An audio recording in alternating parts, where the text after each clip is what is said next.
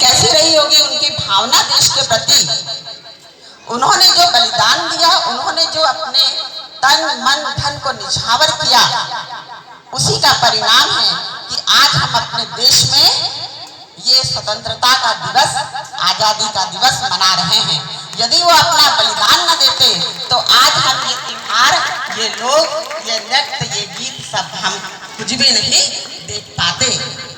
उन लोगों के लिए मैं चाहती हूँ कि आप सब लोग एक बार दिल से उनको शत शत नमन करें और उनकी जय जयकार लगाएं। चंद्रशेखर आजाद, भगत सिंह, खुदीराम बोस, ये ऐसे वीर थे, ऐसे जवान थे जिनकी उम्र 18 से 25 के बीच में रही होगी। लेकिन आप सोचिए कि इन्होंने सब कुछ किसी और के बारे में विचार ना करके, उन्होंने अपने भावी जीवन के बारे में भी नहीं सोचा, लेकिन हमारे देश को आज़ादी दिलाई। उनका ये जो कर्ज है वो हम कभी भी नहीं उतार सकते।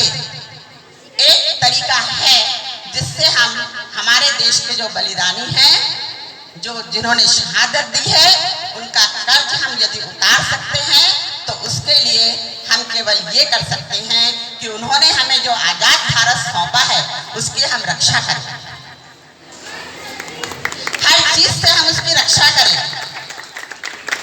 कोई विदेशी, जैसे अंग्रेज यहाँ पर व्यापार करने आए थे और हमारे देश को उन्होंने गुलामी की जंजीरों में जकड़ लिया, तो ऐसा ना हो कि फिर से कोई देश हमारे देश को गुलाम बना दे और फिर हम गुलामी की जंजीरों में जकड़ जाएं। यदि उन शहीदों को हमें श्रद्धांजलि देना है तो आज की युवा पीढ़ी को ये समझना होगा कि इस देश, ये जो स्वतंत्र भारत है जो हमारे हाथों में सौंपा गया है, खासकर आपके हाथों में सौंपा गया है, उसकी रक्षा करना हमारा परम कर्तव्य है, हमारा धर्म है। हम हर तरीके से उसकी रक्षा करें, हमारे देश पर कोई अन्याय न हो, कोई अत्याचार न हो और कोई धोखे से हमारे देश को फिर से गुलाम ना बना दे। ये जो आज़ादी हमें सौंपी गई है, आज की युवा पीढ़ी कहती है कि हम आज़ाद हैं, हमें कोई रोक नहीं सकता, हमें कोई टोक नहीं सकता, जो चाहे वो हम अपने मन से कर सकते हैं। पर ऐसी बात नहीं है। आज़ादी जो है उसमें भी एक मर्यादा होनी चाहिए। अमर्यादित आज़ादी जो है वो पतन की ओर इंसान को ले जाती है। चाहे हमारी, यदि हम कोई बात अभिव्यक्त करते हैं, हमारी अभिव्यक्ति, हमारा व्यवहार, हमारी वेशभूषा, सब में एक मर्यादा, एक अनुशासन का होना जरूरी है। और जब तक हम आज़ादी का सही अर्थ ना समझ सकें तब तक हम अपने देश की रक्षा, उसकी आज़ादी की रक्षा नहीं कर सकते। ऐसा मेरा मानना है, ये मेरे अपने विचार हैं।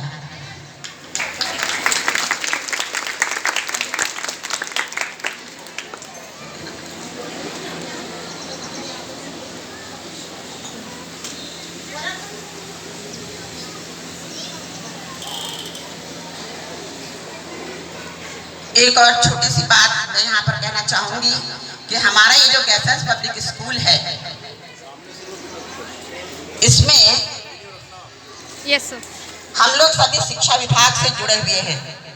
शिक्षा विभाग का हम लोगों को 40 से 45 वर्ष का अनुभव है, इसलिए हम यहाँ के जो शिक्षक हैं, सभी शिक्षकों को वो कैसे पढ़ाते हैं, क्या पढ़ाते हैं, कैसे पढ़ाना चाहिए, नई नई जो विधियाँ हैं पढ़ाने की, वो हम लोग बताते हैं।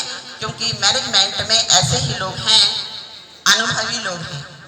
और साथ ही हमारे यहाँ छोटी क्लास से ही साइंस में जो छोटी छोटी एक्टिविटी दी रहती है, जो छोटे छोटे प्रैक्टिकल दिए रहते हैं, वो भी हम लोग यहाँ पर हमारे टीचर करके दिखाते हैं। और इसी का ये परिणाम है कि हमारे यहाँ क्लास 5, क्लास 8, क्लास 10 तीनों क्लास बोर्ड की क्लास थी जिनका 100% रिजल्ट आया है। इसके लिए मैं यहाँ के सभी शिक्षक, प्रिंसिपल, रुपेश सर, सभी को हार्दिक बधाई देना चाहती हूँ, क्योंकि हम लोग केवल बता सकते हैं लेकिन प्रैक्टिकल रूप में करवाना उनका काम है। तो यहाँ के शिक्षक और प्रिंसिपल बहुत ही मेहनती हैं, बहुत ही मेहनत करके उन्होंने ये रिजल्ट लाया है, जिसके लिए मैं सभी को बहुत बहुत हार्दिक बधाई देती हूँ। और इस वर्ष मेरी इच्छा है कि क्लास 5th में, क्लास 8th में और क्लास 10th में जो बच्चे फर्स्ट आते हैं उनको 1100, 3100, 2100 और 3100 ये 3 प्राइज उन बच्चों को मेरी ओर से दी जाएगी जो बच्चे फर्स्ट आते हैं। तो यहाँ के बच्चे, यहाँ के टीचर सभी के और इस स्कूल के उज्जवल भविष्य की कामना करते हुए मैं अपने 2 शब्द समाप्त करती हूँ। जय हिंद, जय भारत।